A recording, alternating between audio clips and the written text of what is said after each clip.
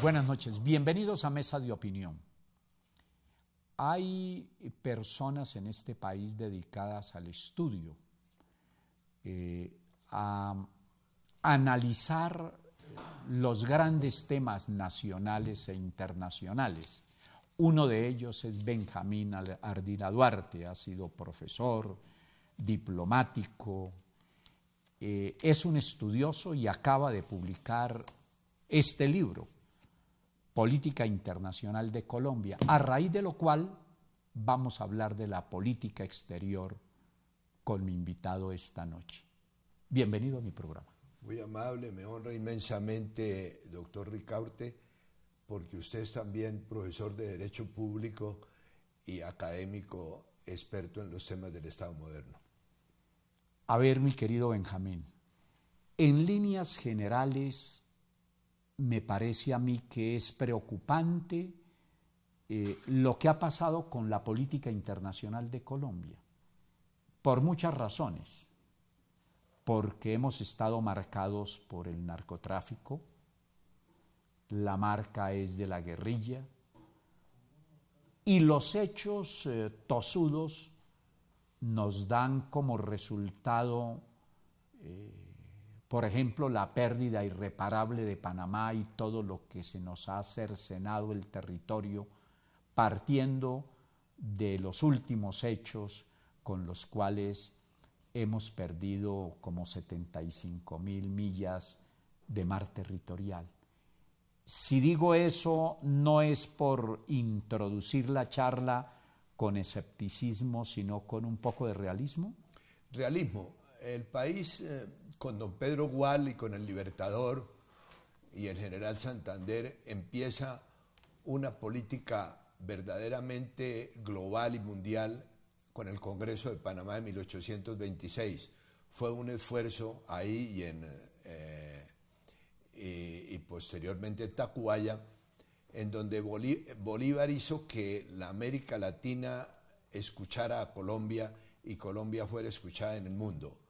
Pero en el curso del siglo XIX, cuando vinieron las guerras civiles y cuando vino la construcción de Panamá, hizo falta una escuela de estadistas, un gran Estado Mayor de grandes dirigentes que entendieran que Colombia, por ser casa de esquina oceánica y tener el Orinoco y el Amazonas, debía tener una política internacional sustentada en una carrera diplomática y consular a la altura de las necesidades nacionales. Si se tratara a manera de un bosquejo muy general de caracterizar la política exterior colombiana, ¿cómo sintetiza ese aspecto?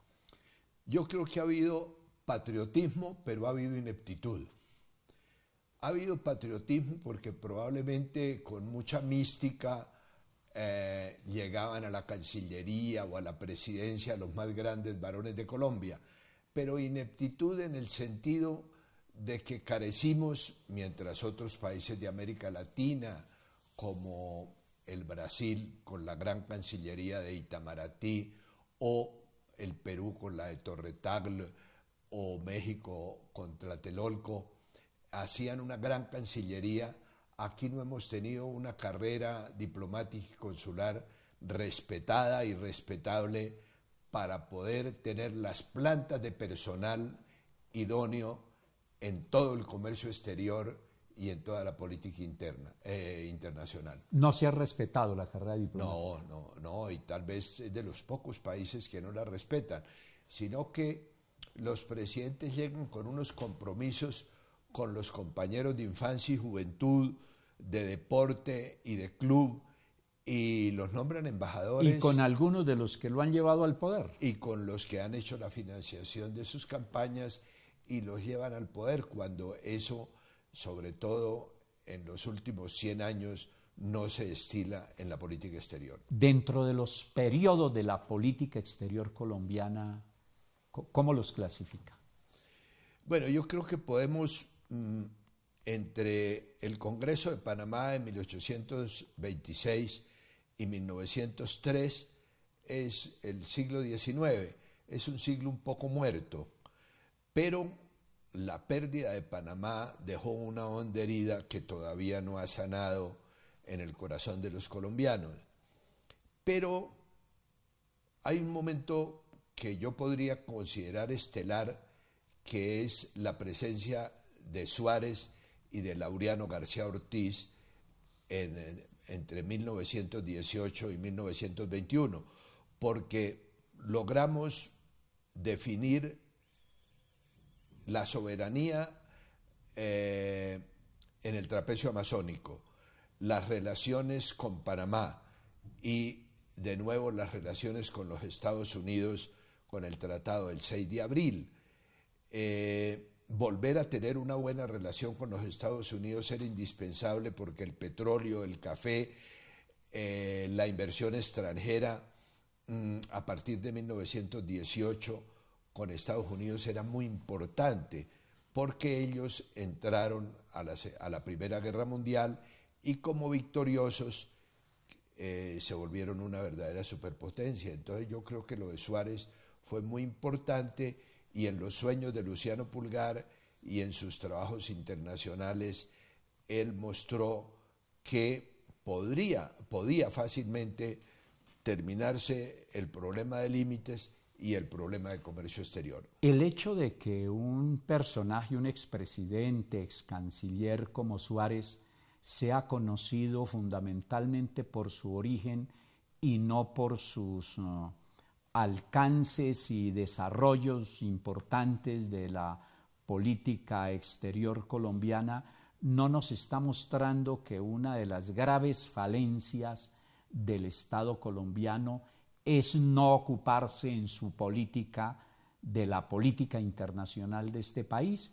Después de una muy pequeña pausa, ya regresamos a Mesa de Opinión. Sí.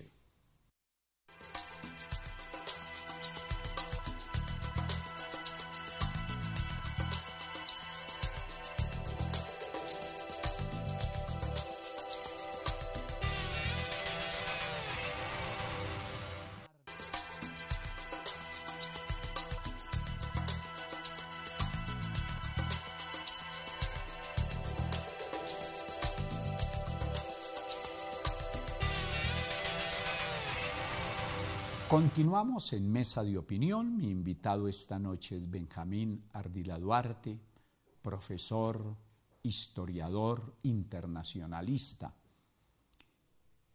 Y le había dejado planteado algo que lo repito solo porque la audiencia de pronto en el corte, alguna no estaba y entonces no van a entender el porqué de la respuesta. Decía: si a Marco Fidel Suárez se le conoce por su origen humilde y no justamente por sus logros muy importantes en materia de política exterior, no será ese uno de los tantos motivos que existen para que aquí la política exterior sea tan poco debatida y en consecuencia hayan sido tantas las consecuencias que ese aspecto le ha traído al devenir y a la propia estabilidad e integridad del país? Sí, claro que el Tratado del 6 de abril, las relaciones con Estados Unidos reiniciadas por Suárez fueron impopulares en su momento, sí, pero su apreciación sobre la ignorancia o el olvido de la política exterior es veraz. El doctor Jorge Soto del Corral, y lo cuento en mi libro, sí, es rector de la Universidad Libre y ex canciller de López, fue quien propuso la creación de la OEA en la conferencia de Buenos Aires, y sin embargo eso pasó desapercibido. El doctor Alberto Lleras, en la conferencia de Tlatelolco, hizo la propuesta para que hubiese organismos internacionales como la OEA y como la política de integración europea, y eso pasó desapercibido. El doctor Jesús María Yepes, en la creación de la ONU, propuso la tesis de la buena fe en las relaciones internacionales para acabar con la diplomacia secreta y falsa. También ha pasado desapercibido. El doctor Germán Sea Hernández, como canciller de Carlos Lleras fue básico para la creación de la integración latinoamericana, la ALADI, el Pacto Andino. Indalecio Liévano, como canciller de López Michelsen, fue la base de lo que hoy es el derecho del mar, los límites de Colombia en áreas marinas y submarinas. Y la convención de Montego Bay que no ha sido ratificada por Colombia. Entonces se ha pasado la política exterior a un segundo plano, siendo que dentro de la arquitectura del Estado moderno la política exterior es básica porque la globalización, la conglomeración, la internacionalización de la economía obliga a que la política exterior sea el soporte de todo Estado moderno. A propósito, se viene una campaña presidencial y qué bueno invitar a los precandidatos presidenciales para que se ocupen de estos temas de la política exterior. Dentro de las prioridades que ellos debieran tratar, ¿cuáles serían las más importantes? Yo creo que tres. La primera, crear una carrera diplomática y consular que sea realmente respetada. Ese es el punto de partida. Segundo, tener con la América Latina un verdadero bloque para pesar en las Naciones Unidas. Y tercero, advertir que la política exterior tiene también el matiz de la parte económica, cultural, deportiva, artística, como una manera de tener presente a Colombia en el mundo de hoy. Nuestros deportistas, nuestros académicos, nuestros cantantes también le dan prestigio a la nación allende la frontera, y la política exterior, especialmente en el caso de Itamaraty del Brasil, ellos al lado de grandes diplomáticos también mandan bibliotecas enteras, y los artistas y los escritores son parte del prestigio del Brasil. Así debía ser para Colombia. Bien, y si digo que la globalización y todas las consecuencias integrales que de ella se desprenden nos ha golpeado más a nosotros por una débil política exterior, ¿estoy diciendo bien o está mal? No, es afortunada la apreciación. La globalización obliga a tener un comercio exterior muy intenso, pero naturalmente con unos grupos de trabajo idóneos. Proexport en cierta forma los tiene, la Cancillería en cierta forma los tiene, pero no los respetan siempre. Es decir, no hay un elenco de 200 o 150 embajadores y 200 o 150 cónsules que sean de carrera, para que no haya que improvisar el conocimiento de los amigos del Ejecutivo en el momento de su nombramiento, sino que la Cancillería, en la evaluación interna y en los concursos periódicos, pueda ir dándole ascensos periódicos a quienes sepan lo que es una política exterior y la puedan ejecutar. La política interna y la política internacional se mueven en torno del entendimiento, de la confrontación. Es una desgracia tener que decir que hechos como la Segunda Guerra Mundial le trajo al derecho internacional grandes avances. Sí, más que un gran avance, todo lo que se estudia antes de la Segunda Guerra Mundial, del año 45 hacia atrás, es un referente, pero a partir de la Segunda Guerra Mundial, usted lo ha dicho, los bloques de una parte y los organismos internacionales entraron a jugar como personas de derecho público internacional por encima de las propias naciones. Es más importante la Comunidad Económica Europea que cada uno de los 28 países individualmente considerados.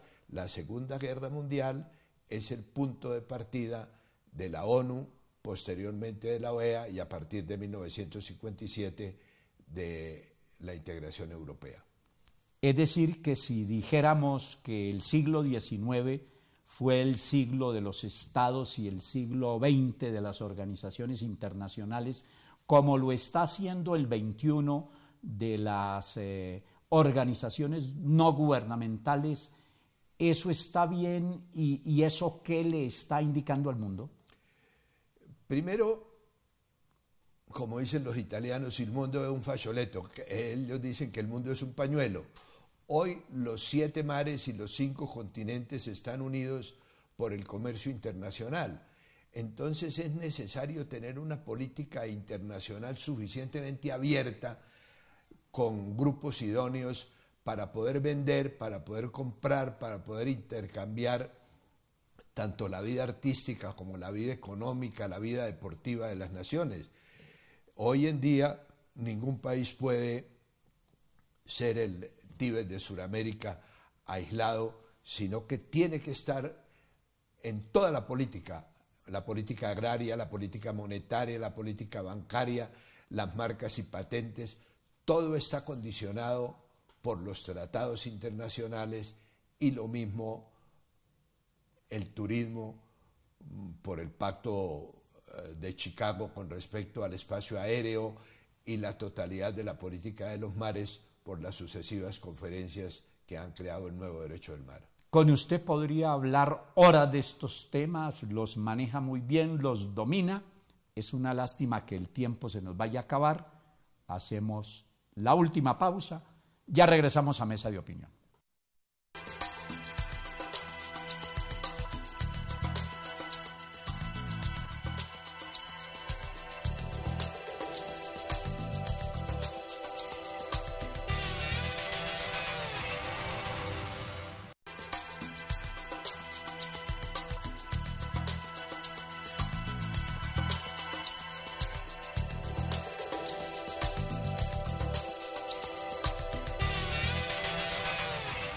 Regresamos a la última parte de Mesa de Opinión. Me encuentro con Benjamín Ardila Duarte, autor de este libro, La Política Internacional de Colombia. Lo publicó la Universidad Libre.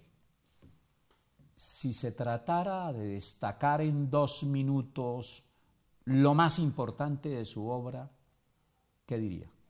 Yo diría que los 70 años de la política internacional a partir del año 45, porque clasifica a cada uno de los mandatarios y de los cancilleres con los ejes centrales de la política por ellos desarrollada. A propósito, ¿el mejor canciller de este país cuál ha sido?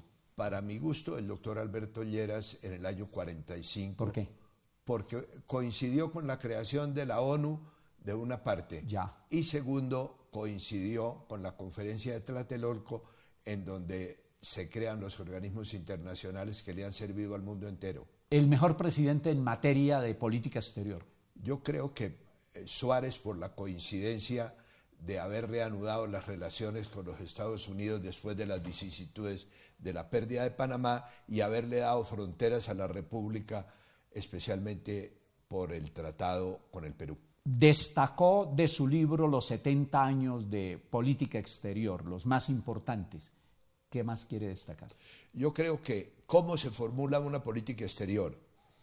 Hay un capítulo largo, se llama sección 2, cómo se formula una política exterior, cómo se elabora, cómo desde la prensa, la radio, el parlamento, las universidades, los países deben tener conciencia de cuál es su territorio, cuál es su ubicación en el mundo contemporáneo.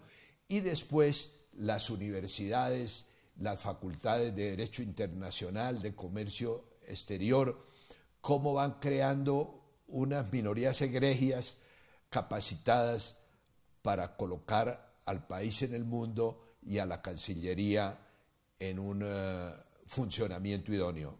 ¿Cómo poner la política exterior y la diplomacia al alcance de más colombianos? Yo creo que la radio, la prensa y la televisión y la universidad deberían partir de la base que desde la clase de cívica en la infancia, el alumno y el niño y después el universitario tenga conciencia de lo que es su país en lo económico, en lo cultural y cómo hemos sido, a pesar de las grandes vicisitudes, una potencia moral desde los días de la independencia hasta los días presentes. ¿Cómo no improvisar gobernantes para que no nos pase lo que tanto nos ha pasado, a través de lo cual hemos perdido gran parte de nuestro territorio y dentro de ellos la pérdida irreparable de Panamá? Toda plataforma de un partido y todo programa de un candidato debía insertar básicamente las líneas fundamentales de una política internacional independiente. Política Internacional de Colombia es el libro de Benjamín Ardila Duarte. Muchas gracias por haber venido a Mesa de Opinión y lo felicito por el libro. Está bien escrito, tiene toda la experiencia suya en estos campos y en muchos otros reflejada en este escrito. ¿Cuánto tiempo fuera de una vida de estudio le dedicó al libro en medio minuto?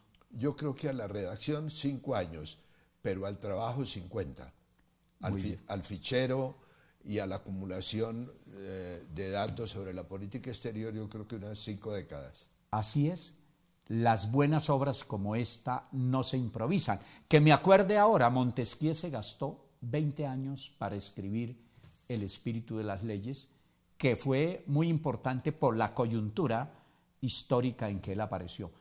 Felicitaciones y de nuevo muchas gracias por haber venido a Mesa. Me honra, doctor Ricaurte, primero por ser usted un periodista excelso y un profesor de Derecho Público. Que se venda mucho, ¿dónde lo consiguen? En la Panamericana. Muy bien. ¿Y en la Libre, no? Y en la Universidad Libre. Muy bien.